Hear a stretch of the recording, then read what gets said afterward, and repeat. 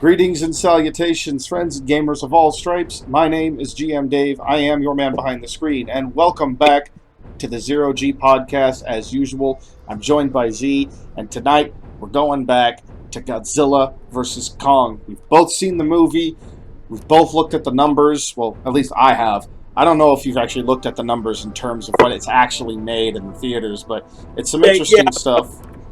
Yeah, I've looked at it. All right, yeah. So, I got them up here. So we'll talk about the numbers it's doing. We'll talk about kind of the significance of that. We're going to go into a spoiler-free discussion on that, and then in the latter half of this this latter half of this recording, we will go into spoiler territory. Although, to be fair, not really a whole lot to actually spoil in this movie, but. Yeah, before we get started, I guess we'll just start kind of with some very general thoughts on the movie. So, Z, you were telling me you saw it again. I think you said you saw it again. Was it yesterday or today with your girl? Yesterday. Yeah. So, you've refreshed yourself on it since originally seeing it last week. I saw it last Thursday evening, and even though I haven't gone back and seen it again yet, it's still very fresh in my mind.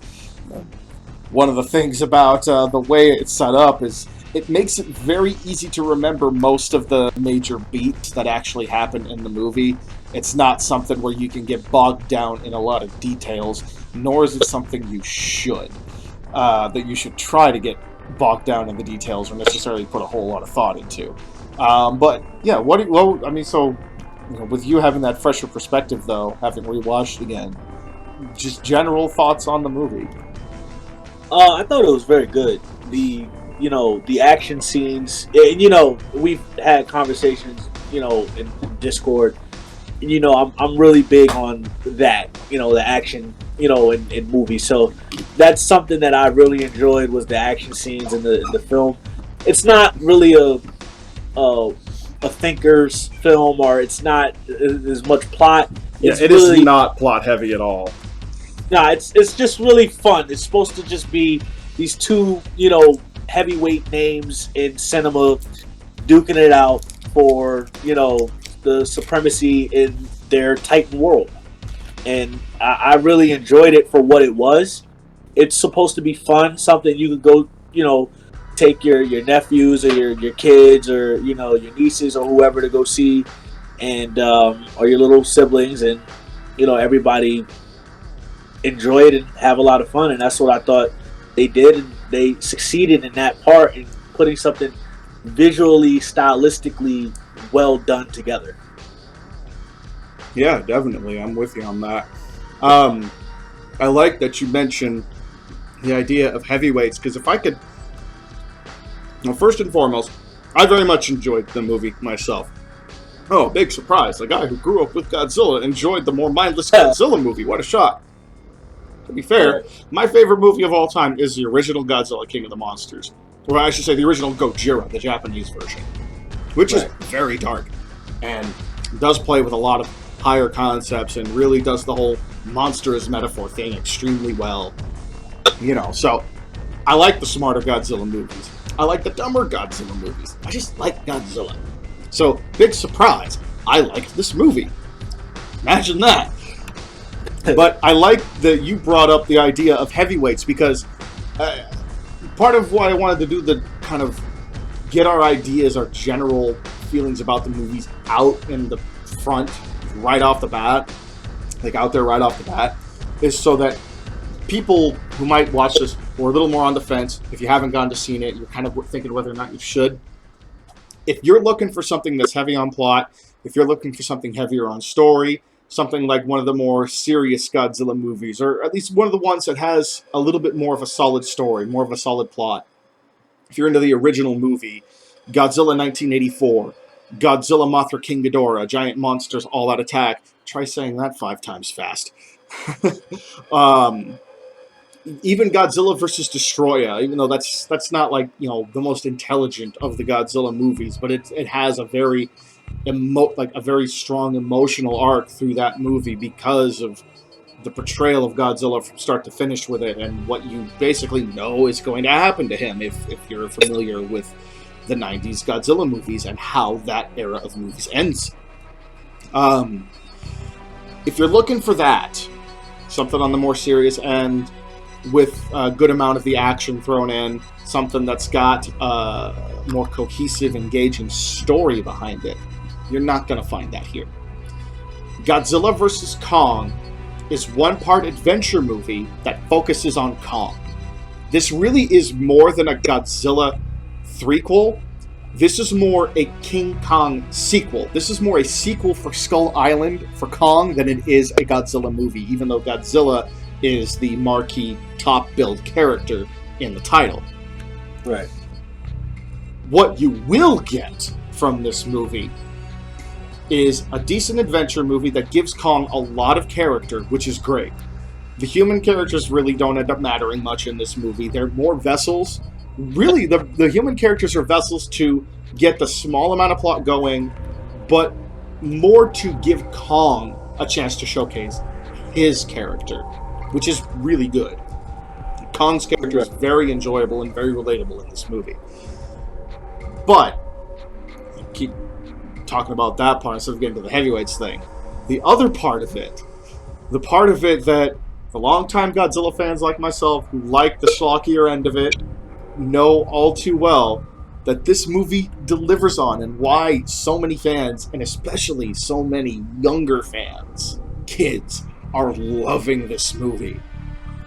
This is wrestling.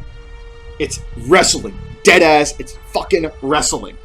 Godzilla and Kong are the hero-heel relationship who then come towards the end of the movie. We're not going to spoil it yet, but towards the end of the movie, and I know it's kind of already been spoiled out there, people already probably know what I'm talking about, what character I'm talking about, but towards the end of the movie, you get the surprise, the surprise contender who comes running into the ring to start wrecking shit, and then things have to go from there. It's actually kind of funny that you said that, because it does remind you of like some Attitude Era wrestling, you know. Well, think about without getting into the details of it yet. Like, just thinking about some of the scenes, like some of the shots and the decisions that they made, the choreography of the final fight scene when the third character joins in this fight, like, and what happens in that. Yeah, I mean, it dead ass looks like wrestling moves. Like, you're straight up seeing Godzilla and Kong and this third character. They're wrestling with each other. Except instead of throwing each other through tables and jumping off ladders and stuff, they're doing it with buildings. Right. Yeah, I mean, it's such a that's a good analysis or analogy, you know, because it does really remind you of something like that. And, you know, like you said, it's not something that really has a lot of intelligence to it, but because it's so fun, because it's really, I mean, it's such an interesting thing where, you know, you're like, yo, you could put together a story, not have a lot of plot, just make it a lot of fun, and people will enjoy it, you know. Yes, which very much kind of ties and that's into... really Please go ahead. And that's really what I think they mastered, at least in this film itself, because the style was completely contrast to the King of the Monsters film, where that was very plot heavy, very, you know, world destruction, everything is on the line, you know, really in the grand scheme of things, not much was really on the line with this film. Like, it wasn't, you know, like, all right, you know, what was really on the line here? I mean, you really don't understand it, because, like you said, the final character shows up at the end, and you're like, well, so what? Like, it's, you don't really understand the full scope of the danger. Where in the King of the Monsters, they really tried to give you this impression that this is the end of the world. If Godzilla fails, this is the end of the world. Yeah, and this is something that we could kind of, I think, get into more later on when we start talking about, now that we know what actually has gone on with this movie after the spoiler section, when we revisit the idea of the potential of this series. That's one of the things I want to talk about, is for myself later on is how I kind of would have ordered the events that happened across the three movies, what I might have done a little bit differently to make it a little more cohesive and to make it flow a bit, in my opinion, a bit better. But we can get into that. Before that, though, one of the things I want to touch on is something pretty big that I think is definitely helping this movie more than expected. And that's kind of the current zeitgeist. So, one of the things that we looked at beforehand, as I mentioned, is the numbers. And on its opening day, which was Wednesday, March 31st of last week, domestically, it opened to $9.6 million. Not big numbers. Until you consider the fact, this movie... Oops, sorry about that, my alarm's going off. So, this movie, you know, 9.6 million in the middle of a week on a Wednesday, and on that same day, you know, everyone's able to get it on HBO Plus. So you can just pay for the HBO Plus subscription and watch it for free there. Well, not for free, you're paying for the subscription, but you can just watch it there. And yet, across almost 2,500 theaters in the US, this was playing, and it made $9.5 million. Given the fact that theaters have been closed largely for the past year, those are some good numbers. Now, as of today, the domestic total is 48.5 million, with a worldwide of 285,800,000. Those are some fucking good numbers, considering the fact that most theaters are closed and you can just sit there at home and watch this thing. Yeah, nah, it's. I think this film would easily have made 600 million had we been in a regular situation with the pandemic and the economy and everything. Had we been, if this movie released in like 2018 or 2019, before the pandemic, this easily would have made 600 plus. I just think that like you said, because of the whole heavyweights aspect, you have two people, and really you kind of went in not really knowing what was going to happen, who was going to win.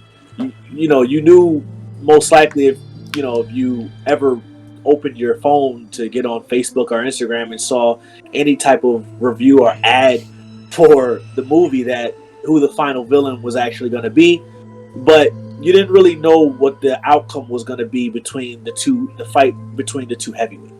Yes. And so really it was interesting because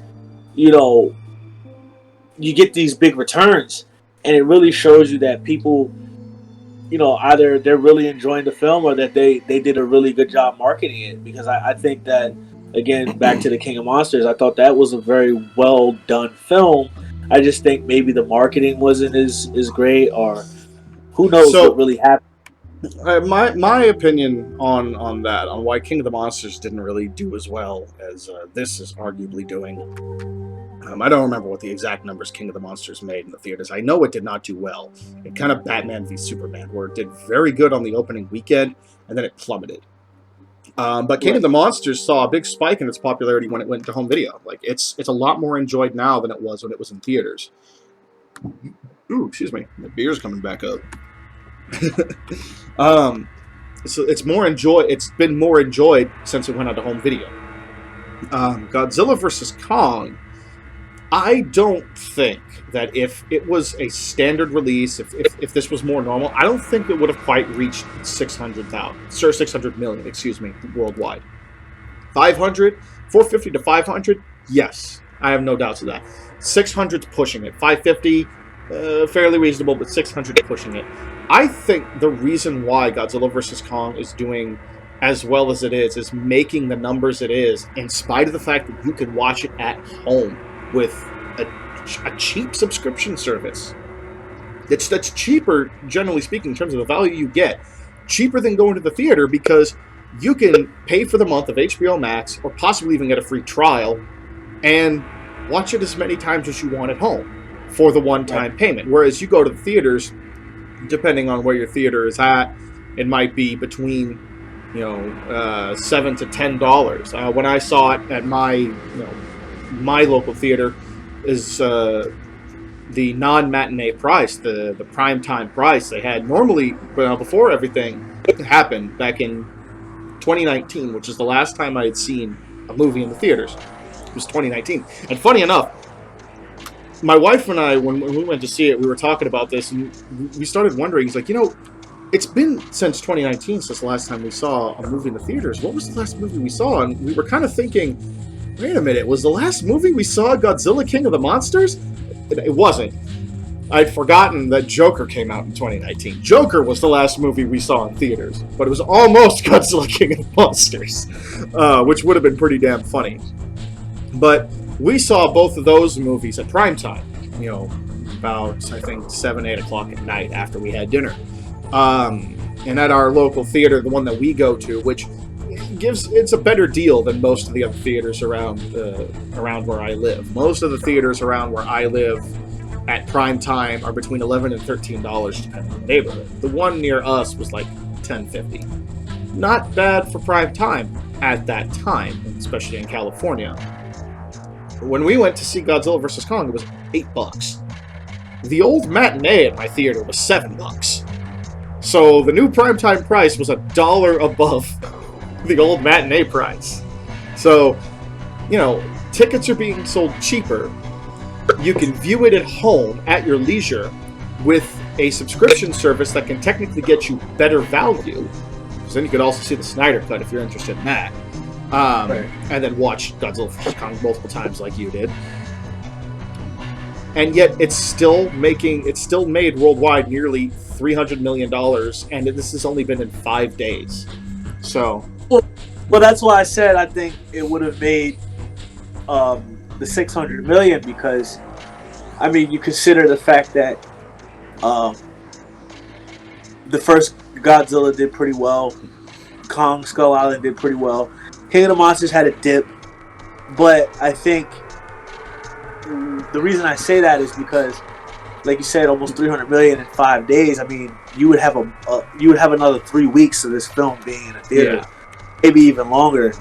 And I just think that the prospect of these two coming head to head, it really depends, because who knows what other movies would have been coming out around the same time. That's another reason that movies sometimes don't do as well, because they're going up against another that attracts people. So, and this one definitely would have been doing that. If this was a more normal situation, Godzilla vs. Kong would have been dealing with it probably would have come out closer to summer and been dealing with other summer blockbusters, which it's not doing right now. But the other point I was trying to get at, though, and why I don't think in a normal situation it would quite hit the $600 million, is because it would be facing off against other movies. There would probably be, because there's more choice out there, less patience for a movie that is as mindless and dumb and just plain stupid childlike fun as this one is. Like I said, it's like wrestling. It's like watching wrestling. Anybody who has watched wrestling, whether you're a fan or not, come on, you know how dumb that is. It's really dumb. It's really mindless. It's soap opera bullshit. Now, this isn't soap opera bullshit, but it's pretty dumb and mindless. It's just dumb fun. But I think a big part of why it's going so well, ironically, is because of the pandemic. Because you don't have other movies out right now. You have had theaters closed for a year. This is the kind of... this is not the best comparison, I will admit. But I kind of think back to the effect that South Park had around 9/11, after that happened, and everyone was in that dark place.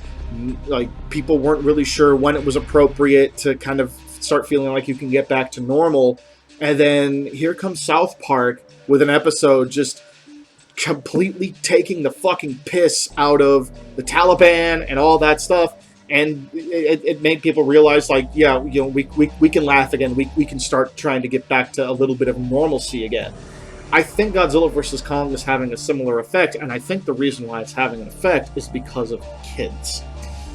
Because the other thing to look at, and I don't have the numbers up for this. I can only kind of speak to what I've seen and what I've heard other people talking about this subject say. Toy sales for this movie are doing very well.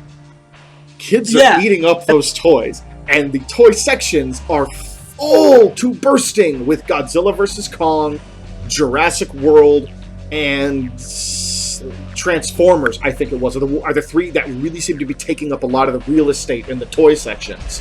Whereas the old mainstays, like older things that were doing better, and I say older as in like, you know, year, 2 years ago, Star Wars, Marvel, all those things that were dominating those sections for a long time are just shrinking and shrinking and shrinking in place of this stuff.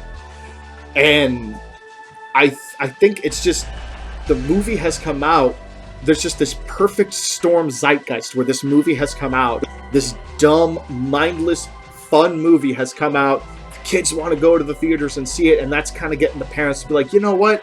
It's been over a year since we've had a chance to go to the movies. This movie's out. Little Jimmy wants to go see it. Let's make a family night of this. All of a sudden, where you would have had maybe the kid and just his dad go see it originally, or maybe the kid and his mom or her mom, now you got the whole family going. This is my kind of hypothesis for why this is sort of ballooning like it is, and why I think it's going to keep growing pretty rapidly. Even though, you know, we did see a big drop from Saturday to Sunday, but that's pretty normal. I think over the next few weeks, even in the current situation, over the next few weeks, this has the potential, if people are willing to go back to the theaters and rewatch it, it has the potential still to even hit like 3.5 or 350 or 400 million, maybe. You know, I mean, we'll have to obviously wait and see, but yeah. I think the thing is, honestly, these movies are really staying in the theater a lot longer as well. I don't know if you remember. That's a good Tenet. point. Yeah, I was just thinking about that when you mentioned it. Tenet was in there for months. Yeah, Tenet was in a theater for a long time, and so, you know, that's another reason why it could, you know, reach the numbers you were just mentioning, because it's probably going to be in the theater, you know, well into May. Something else that was interesting, the theater that I went to, the one I went to doesn't have an IMAX. They have what's called a Titan XC, which is, it's like budget IMAX. It's a bigger screen, but it's like a bigger screen HD, but it's not, you know, IMAX size or IMAX definition or any of that. So Godzilla vs. Kong, you know, any big spectacle film is always the one that takes up the Titan XC or the IMAX slots. Obviously, Godzilla vs. Kong took up the Titan XC slot at this particular theater. The thing that I noticed immediately, there was a couple other movies out. I don't even remember what they were, because I got so immediately distracted when we started walking down the hall back to Theater 5, which is the one that my wife and I saw it in. Theater 5 is all the way in the back of this theater. You have to walk down the main hall where you have theaters like 1 through 3 on the left, and then I think it's 15 through...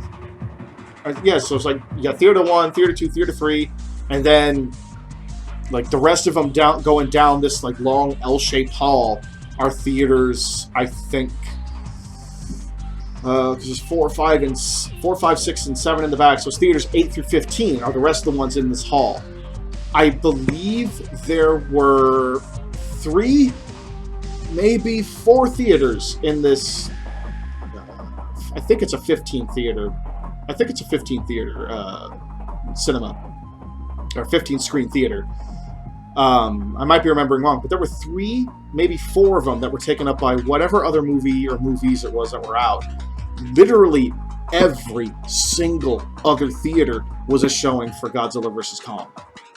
So we're talking 8 to, it might be a 12 theater thing, but between 8 and 11, depending on however many this one has, because I honestly can't remember, and I'm too lazy to look it up. Between 8 and 11 of the other theaters were Godzilla vs. Kong.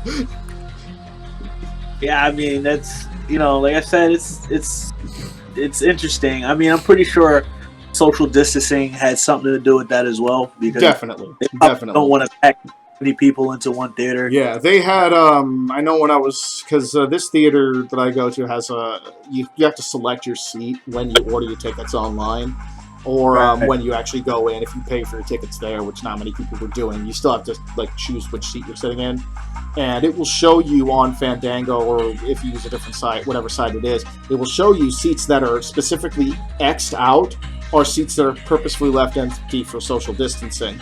But even with that, you know, we still had, I think, probably, because there were multiple families that went there, of, you know, multiple groups of friends, 3, 4, 5 each. There weren't that many people that was just couples like my wife and I, or just like a parent and their child, or just a couple of friends. Most of it was 3, 4, or 5 people in a group. And in this theater, there was probably about 60 to 70 people still. So a decent amount, considering how much space they were required to leave for the social distancing. There was quite a number of people there. So it's still getting a decent enough draw to put butts in seats and, you know, make almost $300 million, as we said. Yeah, I mean, it's funny because yeah, I was just thinking as you were talking, about like the success of the film versus the success of the last film, or however they want to classify it. And I was sitting there thinking, because I mean, I think I told you before when I watched the trailer for the King of the Monsters, that trailer got me really excited to see the movie. And Mm-hmm. this trailer really didn't give me that same feeling or anything. And I guess I'm about to kind of get into a little bit of a spoiler territory, but the so for anybody, just know that I'm about to get into. But the whole thing was, initially a lot of my friends were or are King Kong fans, and there was like this whole thing. Jareth. Jared. I mean, my friend Freebie, that's in the Discord. Uh-huh. They're King Kong fans. I had a lot of friends that were King Kong fans, and it's kind of funny because I was sitting there thinking, like, when you had this whole Team Kong versus Team Godzilla thing, and we talked about this in the first one where I was like, there's no way that they're gonna have King Kong win. I mean, maybe the axe, but I was like, that would be like the only way, because there's no way I could see King Kong facing off against Ghidorah. Not that Ghidorah that we saw. Right. That Ghidorah, the Ghidorah from King of the Monsters really was one of the most powerful versions of Ghidorah we've ever seen.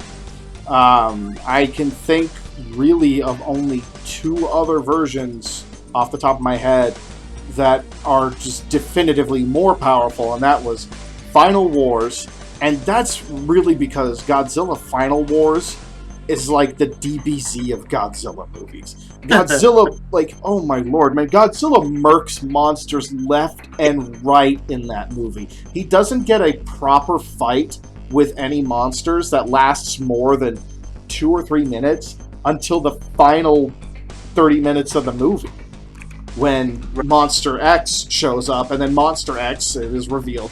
And I don't think this is a spoiler, because anybody who pays enough attention and realizes, oh, Monster X is a central dragon-like head, like it's humanoid, it's got this central dragon-like head, and then these 2 half heads that also look like dragons. Okay, clearly this thing's going to turn into Ghidorah. It's got 3 dragon heads. Of course it is. Who the fuck else would it turn? What the fuck else would it be? It's just a new version of Ghidorah.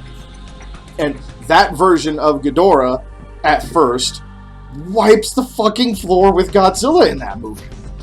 So, yeah, he's ridiculously strong in that movie. And then the Netflix anime trilogy, which sucks, Ghidorah in that is ridiculously strong too, but that's because Ghidorah in that is an extra-dimensional being that warps reality.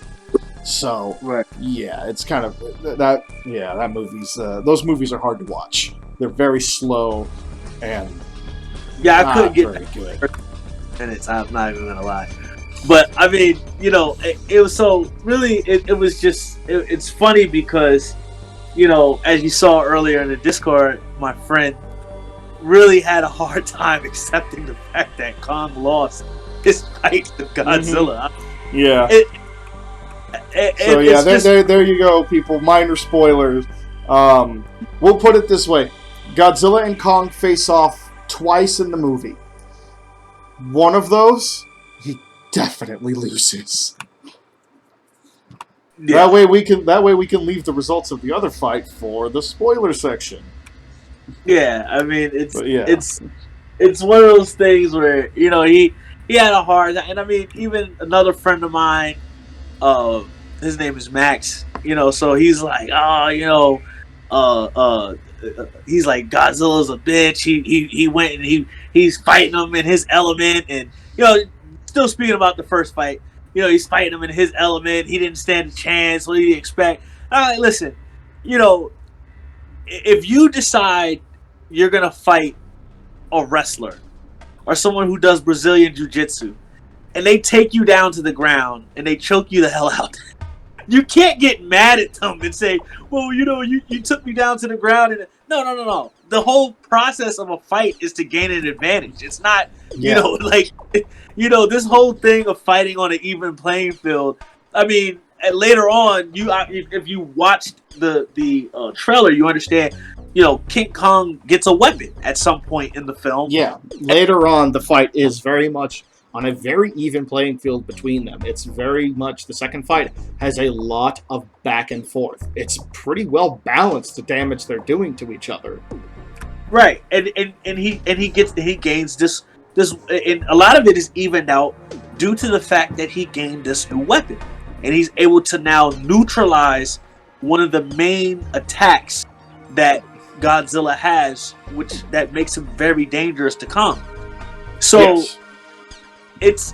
it's really like one of those things. It's like I'm not gonna fault Kong for using his weapon. I mean, it's ingenious, right? Yeah, I mean, and even though the way he found was more of an accident, the weapon. The way he found it does kind of play into the little bit of plot they tried to work into the movie.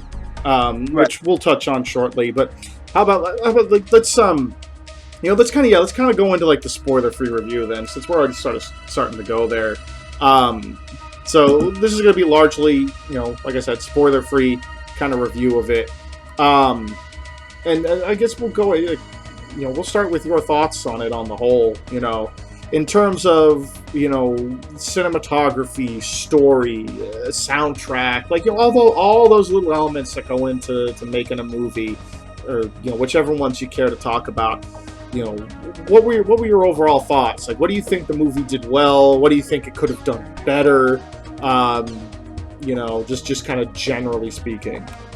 Well, honestly, I'm going to say this from the beginning.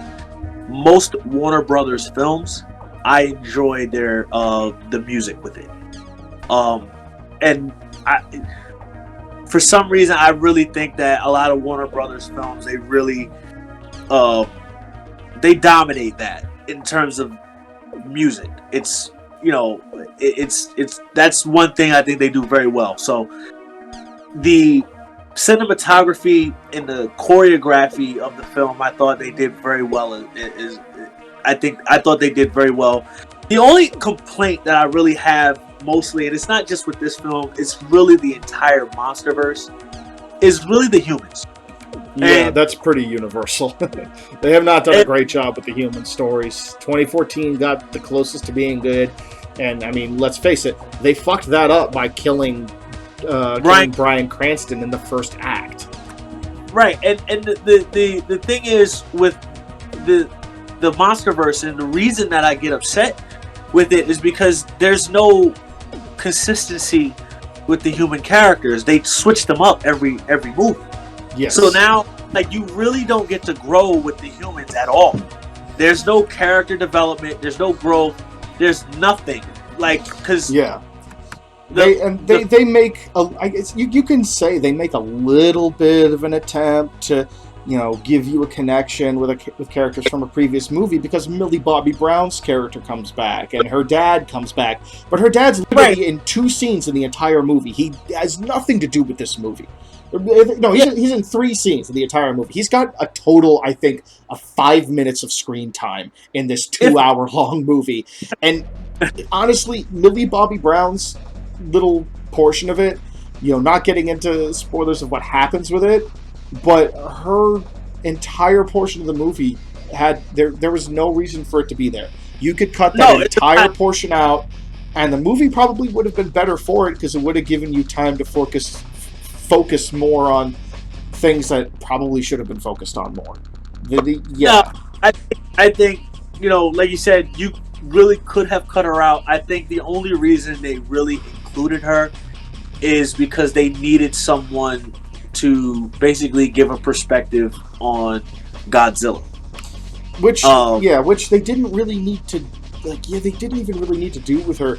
I mean, really, it was more like her story is more as just a vessel to get the characters to where the yeah, third and where the mystery antagonist is, and then reveal what the mystery antagonist is in full, as if you wouldn't figure it out already when they make the early hint on, like, way at the beginning of the movie. Really, Millie Bobby Brown's whole bit just feels to me more like they were like, well, we've got Millie Bobby Brown, we might as well do something with her, and then they decided, people like Stranger Things. They like seeing Millie Bobby Brown go on adventures. Let's make it so that the place she goes to is reminiscent of the secret bases in Stranger Things.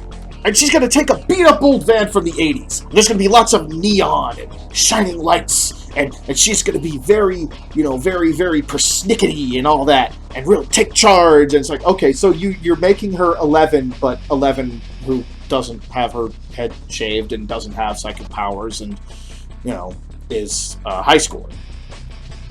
Okay. right. All right. Yeah, so, yeah. It's not really doing anything particularly special with her. It's more. I think it's more she's there for the star draw because she's kind of hot right now as an actress. People still know who she is. She's still real popular. So she was there for star draw. Yeah, I mean, and that's the thing. I mean, it's really the human characters, and it's the one thing. Well, that's kind of a spoiler, so I'll save it. But so really, it's the humans. You really don't get into too much, and they're not really that interesting. I mean, even without spoiling, Ren. What was his name? The son of the guy who died in. I don't even remember his first name, but yeah, Serizawa.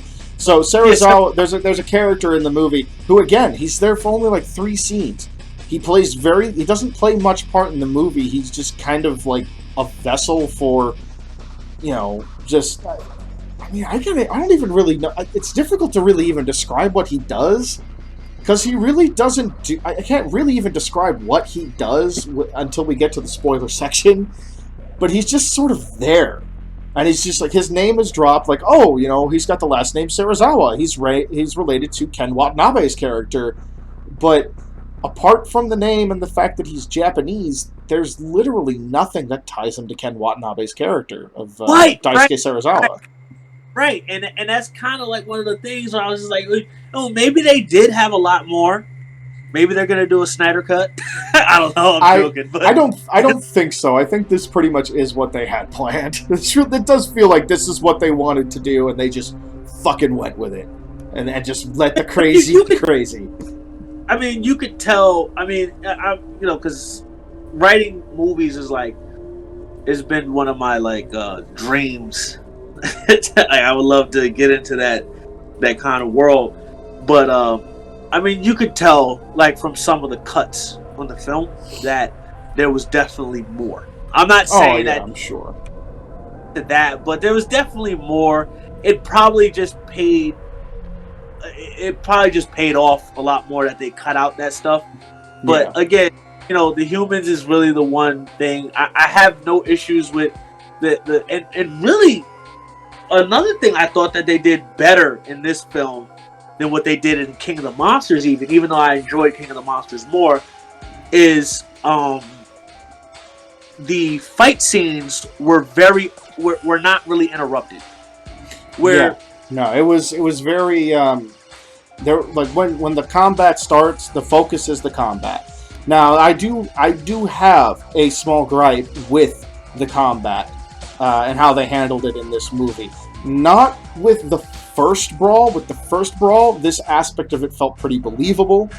But when the brawl in Hong Kong goes down, there was a small gripe that I had with it, and that's that everything happens too fast. And Yeah, for me, that kind of reduced the feel of weightiness that King of the Monsters had when Godzilla, Ghidorah, Mothra, Rodan are all fighting each other in Boston. It's a bit.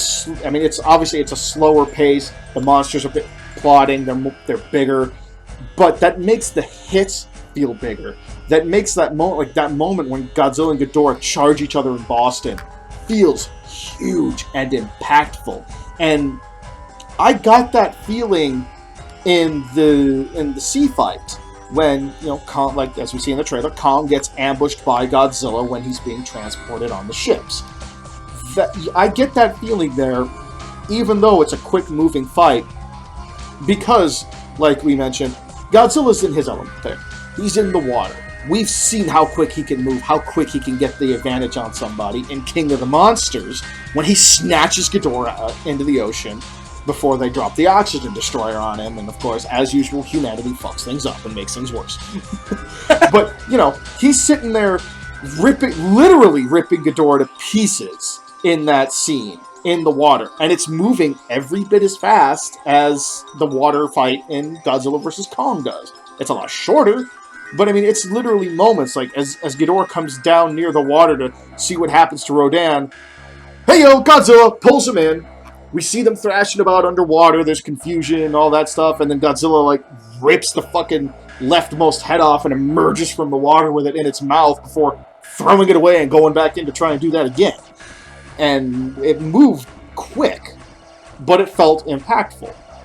The Hong Kong fight moves quick, but it loses that feeling of weight that the previous two movies had when the monsters were fighting. Our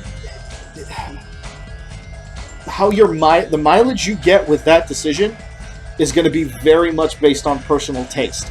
If you thought that the fights from the previous movie, for all the impact and gravitas they had, still felt a little bit too slow, you're probably going to like this fight in Hong Kong a lot more.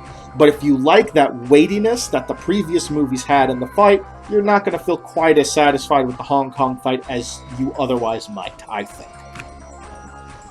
yeah, and I mean as far as with the fights, the only other issue that I've had is, I mean, really, honestly speaking, I know we spoke about the scene with Rodan in the last movie. That's really the only scene outside of the first Godzilla film where I felt like people were dying. Yeah. I mean, because that's something that this movie didn't do very good with either. If you're looking for that feel of a disaster movie, which, I mean, even King of the Monsters, yeah, really, it was only the scene with Godzilla not Godzilla, Rodan, yeah, where you got that feeling of like, there's a lot of people in danger. These monsters cause like you obviously you see in the Boston fight, they wreak epic destruction. They demolish the entire city of Boston. But when you see Rodan swooping down over that island city, and just by the sheer wind force of his massive wings, people literally getting ripped and flung like tens to like 50 to 100 feet in the air, flung hundreds of feet through the air. Yeah, like vehicles, buses are getting ripped through the air like this. A lot of these people ended up dead. And you feel it in that moment. And that's one of those big whoa moments where, like, yeah, this feels like this Rodan is huge. The destruction he causes is huge. And you see the human cost of that because you see it happening to humans. Yeah, and I thought that, this was something that they could have done, especially in that Hong Kong scene, but they really, because I mean, come on, Hong Kong is probably the most populated. Is probably one of the most It's it, definitely one of the most populated cities in the world. I it don't is think it's the most, but it is up there. yeah, it's so there's no way that, like, I mean, the loss of life, like, no, it's just crazy because people are like all relieved after Godzilla. Like, no, why aren't there people sitting there crying? I mean, like you don't know who's dead. We have to find people. Like, like this is Yeah, insane. Like, so it's really one of those things where, like, after it's all over, they everything is kind of settled down. You know, it just didn't feel like a big fight just happened. right. It looked like they were all just watching this boxing match or this wrestling match, and they got rained on a little bit, Oh, so they okay. Just yeah. sorry to interrupt you, but yeah, I just looked it up on my phone out of curiosity. Um, Hong Kong is not even in the top 10 of the most populated cities in the world. Funny enough, the most populated city in the world is Godzilla's regular stomping ground, Tokyo. Oh, Tokyo, okay. Yeah, 37.4 million people in Tokyo. I'm not sure how many Hong Kong has, but I'm looking at the top 10 list and it's not on here. Beijing is number 9 on the list. And I Okay. believe that's the. Yeah, I think that's the. Oh, no, okay. Beijing is number 9 on the list, and for China, Shanghai is number 3, and that's the biggest city in China. Okay. Yeah. But yeah, I mean, I'm pretty sure there's a lot of people living in Hong Kong still, and I just think that Oh, millions and millions. to think that it really looked like they just were outside at an arena and they got rained on and they were a little upset, and it's Yeah. like, oh yeah, that, like, this, you guys should be much more upset that this happened. Like, Yeah. But I mean, at the same time, that would go against the feel that the movie's trying to portray of, big, dumb, right, big right, combat, right. big spectacle. You're not supposed to think like this one, unlike King of the Monsters, where you're kind of supposed to think about it, and Godzilla 2014, where that's kind of more what the focus is the destructive power of these creatures and the attempt at monsters as at allegory, which it didn't do perfectly, but it made a good effort. This one, you're not supposed to think about the human cost in this one. That's supposed to be far from your mind. You're supposed to think about big ape punching big fire lizard. Well, the only reason I mentioned it is because, of course, there were the comparisons to, like, Batman versus Superman. Yes. And like, the fight that Superman had with Zod is sort of similar in that aspect, where you saw, like, the human sacrifice that was made during their fight. These buildings are falling, and people are dying. Bruce Wayne felt some kind of way because he's like, yo, what the hell is this? You got these two godlike people fighting each other, and all these people are in the middle of this who had nothing to do with it. And really, well, not in the previous film, but for some reason their gears have kind of changed. Where Apex now has this idea of, like, what's going on? What's going on here is messed up. But again, like you said, because you didn't get the backstory with Aizawa, or you didn't get the backstory of the guy who was in charge. I think his last name was, like, Simmons or something. Walter Simmons. Yeah, Walter Simmons. You didn't really, or his dog. If I could interrupt real quick, if I could just say, that actor, I loved him. Oh, he was so fun to watch. It felt like he was channeling, like, and my wife and I looked him up afterwards to see, like, is he of Mexican descent, like Ricardo Montalban was? Ricardo Montalban, the original Khan from Star Trek. I got that exact same kind of vibe. He was giving off that same feel that Ricardo Montalban always gave off when he played a villain. You could just tell he was having so much fucking fun in that role. He was so fun to watch every time he was on screen. I fucking loved that guy. Yeah, I mean, but the thing is like, you really didn't, and I just feel like a couple of well-placed scenes could have just, made him a better villain. Oh, for sure. For sure. But you know, like you said, if they're really just going for like the turn your brain off fun type stuff, then all right, you know, it makes sense. I'm just talking about, you know, maybe they'll do it when they do a novelization of the book, you know, or of the movie. I mean, Yeah. then maybe they'll do that, or if they do like a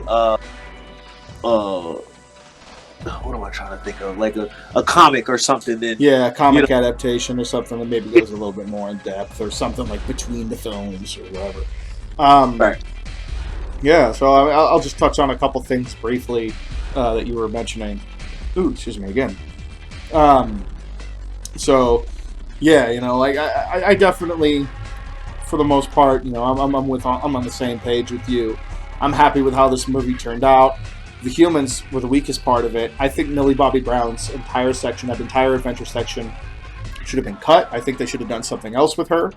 The blogger character, the right. podcaster guy, there was no real reason to have him in this movie. He was comic relief that wasn't especially funny, and he only existed to facilitate the initial reveal, or the initial hinting at who this mystery antagonist for the end of the movie is going to be. Which again, you know, if you saw the latest trailer all the way through to the end, if you'd seen any of the toy reveals, and if you know anything really about just the Godzilla mythos, the Godzilla universe, his rogues gallery, as you put it, his famous adversaries, the moment that you see what they show you at the end of that first scene where Godzilla, you know, smashes up the Apex headquarters, you already know where they're going with it. You already know what the reveal is going to be, what is in that mystery box, and so there's no real point to exploring that particular mystery. I think it would have been more interesting if they had put more focus on maybe them, instead of putting so much focus on this adventure that really pulled attention away from the monsters. All that really did was pull attention away from Kong, and especially Godzilla. I think it would have been a lot more interesting if you had a parallel setup where you've got the little girl and the scientist lady that adopted her and the Skarsgård brother that is, you know, going along with Kong on one hand, and then you get Millie Bobby Brown, her dad, and, you know, maybe the guy maybe this dude who worked at Apex, maybe he's not you can even still keep the vlogger thing, but maybe, you know, because of his weird conspiracy theory stuff that he does, and the fact that he does find out, like, oh my god, I was right, you know, I saw this evidence, and, you know, why the fuck wasn't he smart enough to take a picture of the thing before he left? I swear I said that when I watched the movie the second time. I swear I said the thing. We'll get into the plot holes here in a few minutes, but, you know, have them work together, like, have two parallel stories going on. You get the one that's focused on Kong. You keep that as it is, like more or less as it is. You still don't need to make the human characters necessarily super deep and interesting, because they're facilitating the interest in Kong. Kong is the interesting character in Kong's story. You could have done that same with Godzilla's character, and have the people from Monarch, who are hinted at as trying to be figuring out why Godzilla's freaking out, maybe work with and find out from this guy, and, you know, play on the idea that Mark, the character of Mark, Millie Bobby Brown's dad, doesn't trust this podcaster guy, sees him as a conspiracy theorist, isn't happy about him being there, like he is about Millie Bobby Brown listening to him in the movie, as it is already. Like, the setup to run a parallel story exploring why Godzilla exactly, and figuring out with the people from the previous movie, all of them, why he's doing what he's doing. It's just, you completely missed the opportunity. Yeah, I mean, but that's the thing, they missed a lot, because even in the first Godzilla film, they had the I don't remember the actor's name, but the guy that was Bryan Cranston. No, his son. Oh, Aaron Taylor Johnson. Right. Kick ass. Yeah, Aaron Taylor Johnson. Why wasn't he a part of the team for King of the Monsters? Right? Yeah. And then you have the team from the King of the Monsters, and they're not in this film. Yeah. So it's like, all right, I mean, if they're used to combat, like what if they're used to combating these titans, why are you not having these type of these guys around, in each film? Because you would think, you have experience, so you know a little bit more than these guys, so you should run this team, or you should be a part of this team at least. Yeah. You know, There's a lot of ways that they could have tied back to the other movies and brought characters back or made things work in a way that, would have felt a little bit more satisfying. Like, yeah. But we'll touch on that in the spoiler thing. So one other thing that I do want to mention, that you specifically mentioned, was Warner and the music. So I was thinking about that specifically with this movie, because the music for Godzilla is something that, depending on the movie, is either iconic or generally kind of meh. Rarely is it bad. Even Godzilla 1998. David Arnold's soundtrack for that movie wasn't bad.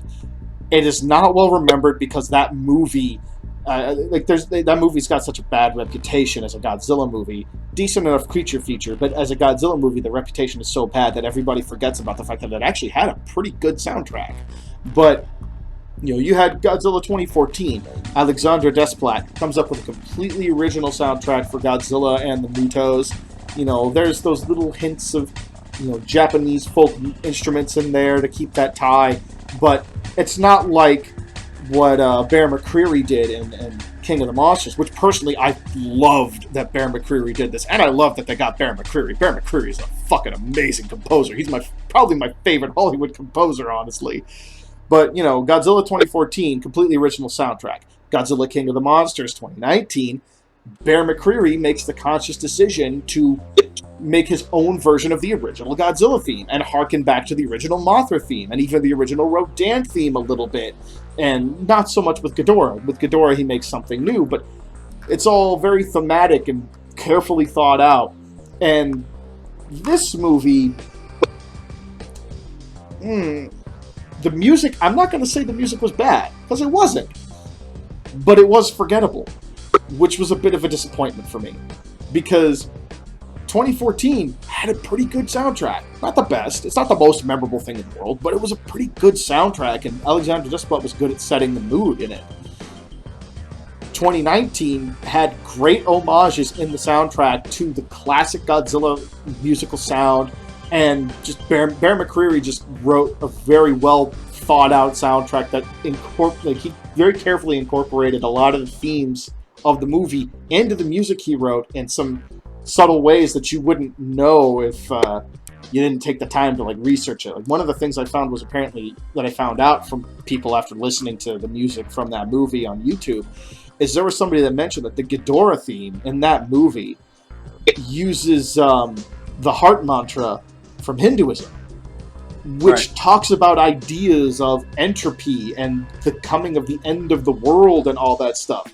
All those things that Ghidorah represents literally worked into his music, which that's just how Bear McCreary rolls. He's always done that kind of thing. And this movie, the music did what it needed to do, got you pumped, got you into it in the moment. Yeah, right. I don't remember it though. I don't remember it. It wasn't bad, but it's not memorable like the other two movies were, which was a bit of a disappointment for me personally. Yeah, I mean, because I think, like you said from the beginning, it's kind of like the turn your brain off type of fun.